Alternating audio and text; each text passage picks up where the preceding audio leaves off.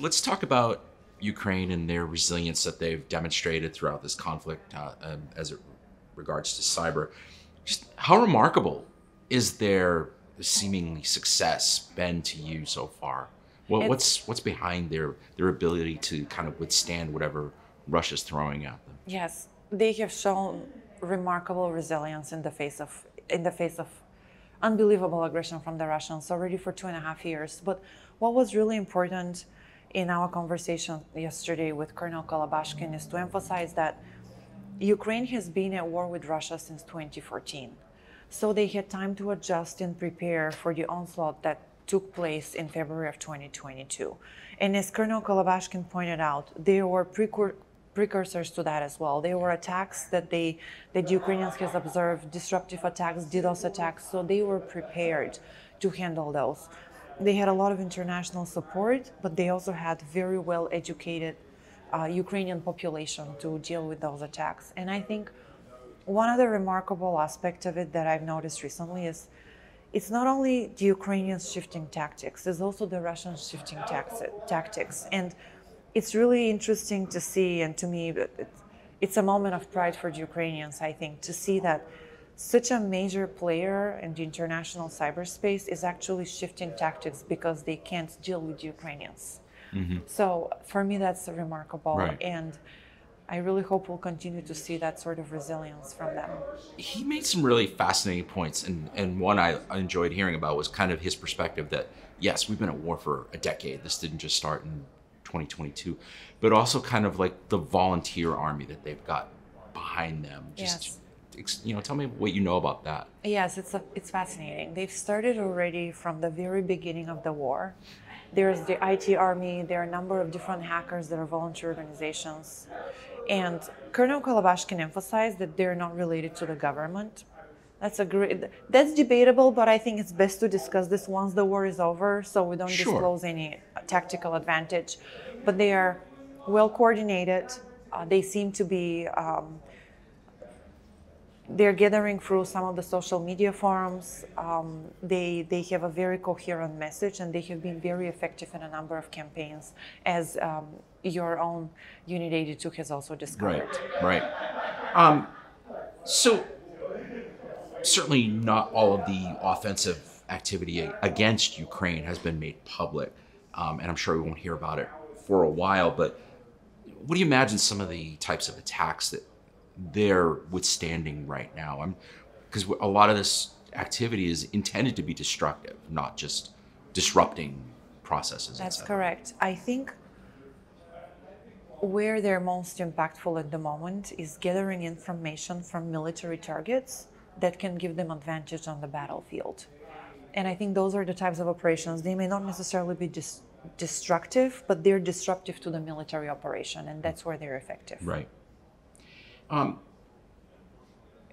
From the CISO's perspective, just kind of on the outside watching all of this, what are some examples that they can follow from Ukraine's approach to resilience throughout this conflict? There are a lot of lessons that are going to come out of this eventually. That's a very interesting question. And I just attended one of the CISO panels, which was fantastic, by the way. Yeah. I would say education, early preparation, communication with various stakeholders. The Ukrainians have done a really good job at that. They've also taken advantage of using the latest technologies and also using their broader population, not just their government institutions. And that holistic approach, I think, is what really differentiated them and really helped them to win the war. And I would imagine that there's a lot of international partnerships that are happening. How crucial do you think that has been to their success, to their resilience? Yes, incredibly important. There are still a number of cybersecurity companies that are contributing with technology and services for free and are helping the war effort. At the very beginning of the war, there were quite a few that Ukraine acknowledged, and there were companies that helped with data transfer outside of Ukraine. Initially, the Ukrainian government was very worried that they had critical data in data centers located in Ukraine, and they were worried that Russia will physically target those data centers with missiles, and this will disrupt their communication. So there was a very concerted effort in the beginning of the war to shift that data outside of the country, and that's where technology companies helped significantly. Later on, cyber threat intelligence, incident response were also major contributions from different companies as well. Satellite communications, connections, drones were poured into Ukraine. Then there are a lot of companies developing them internally as well. Just to go back to that kind of decentralized force that's been helping, how do you imagine that something like that starts? Is it kind of like a groundswell kind of movement? Yeah, it's a great question because we want to extract the lessons learned and see how we can apply them to Sure. other conflicts if we have something similar. I would say it's a mix of their own culture, their experience with Russia before, and I think just they are incredibly defiant people. We even had this conversation yesterday with a few of the attendees of the conference. We really didn't expect Kiev to stand. When the Russians invaded in February, the international community and a lot of Ukrainians thought that Kiev is going to be conquered in a few weeks. Right, that was the fear, yeah. Yes, I even had that conversation with a Ukrainian recently. They thought we're just going to have change in government and then we'll continue to live our lives under Russia. And that didn't happen. So I think, I don't know how to replicate that model, but kudos to the Ukrainian for the morale that they have, for the defiance that they have shown. There's a lot of will. Absolutely. We've had this discussion before, but I think it'd be interesting to kind of bring it back up in terms of how much Russia's technology capabilities have been depleted by the war, whether Russians fleeing the country or being conscripted into service. Talk about the impact there of what that has. It's a great question, and we're all hypothesizing. We don't have the perfect information, right? Yeah. But from what I am seeing, because of how targeted they have become with their operations, because they're using non-state actors, they're using ransomware, organized crime groups, they are relying more on different stakeholders that can help them execute certain operations. I think their capabilities have been integrated. I do believe that they're upgrading and they're creating new units, and we recently had information about another GRU unit that we believe was primarily focused on assassinations, poisoning attempts. Now we hear that they've had for years a cyber department as well. I think because of the diffusion we're seeing and how targeted they've become in Ukraine, I think this shows that their cyber capabilities have limitations. And Mike, that also, another theater of operations that I'm looking at is their cyber operations abroad, outside of their primary geographical location, which is Ukraine, and that's Europe and the United States. And especially now when we're nearing election season, and we know that the Russians use cyber operations in combination with disinformation to try to disrupt elections.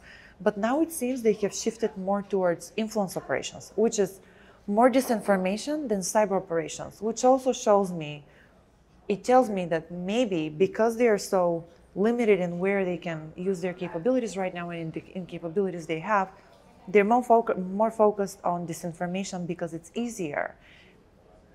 Arguably not necessarily cheaper, but they have more actors that can focus on that versus actors that can launch effective cyber attacks. I'm glad you brought up the misinformation. I want to come back to it in a second, but just to stick with the conflict for a second, this is really a test of kind of whether there are red lines in cyberspace that you cross or don't cross.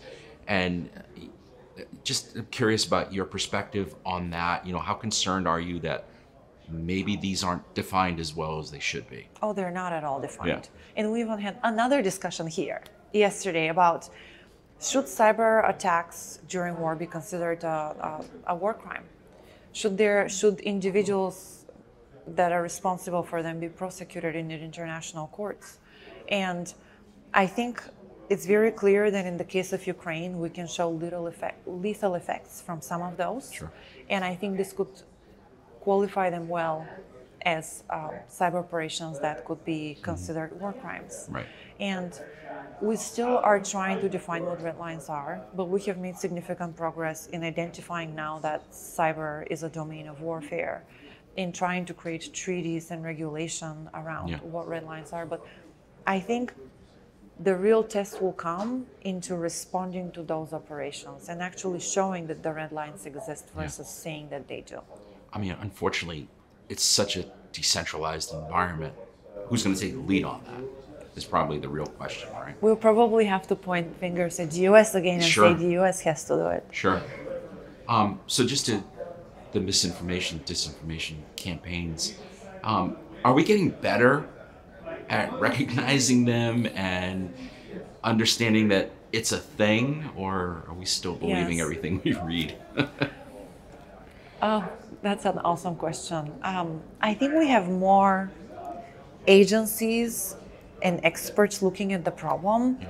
So I think the body of information about what constitutes disinformation and what's authentic content is growing. But because of the introduction of AI into this space, now we're having to deal with more problems that we didn't anticipate as early as we should have, which Sure. is synthetic content, which almost mirrors real content, authentic content. So how do we deal with that? And the combination of solutions has to be focused on the humans, the readers, but also they have to be technical, because it is nearly impossible for a human to differentiate between, in some cases, between a really good video created with AI and the authentic version of that video. So I think we've identified the problem space, but we have a long way to go with the solutions and with internalizing the solutions. Deepfakes are a problem. Yes. They are a problem. All right, so let's end on a lighter note. Let's try. Yes. Let's see. So you just published your third book, Yes. correct? But it's your first It's my novel. first novel. That's right. Congratulations. It's Thank amazing. you. So Thank you. it's called Digital Mind Hunters. Just tell me, don't give away the plot, but tell me about it. Tell me the process of that you went through to write fiction, because it's a lot different It's very different. than what you normally write. Yeah, so I had already published 2 books that are very academic and very dense. One was about missile defense, one was about information warfare. And I realized that although the community received them well and they were well received among the decision makers that I wanted to reach, I wanted to write a book that it doesn't only educate but also entertains. And I wanted it to be for the broader community. Uh-huh. So and also throughout my experiences and my research over the past 10 years, I came across so many awesome stories, and I wanted to integrate them in my narrative because they would so well tell the broader stories that we're trying to discuss. And the main idea is modern warfare is not just fought with soldiers, ships, missiles, and fighter jets. It is fought in cyberspace with hackers and trolls.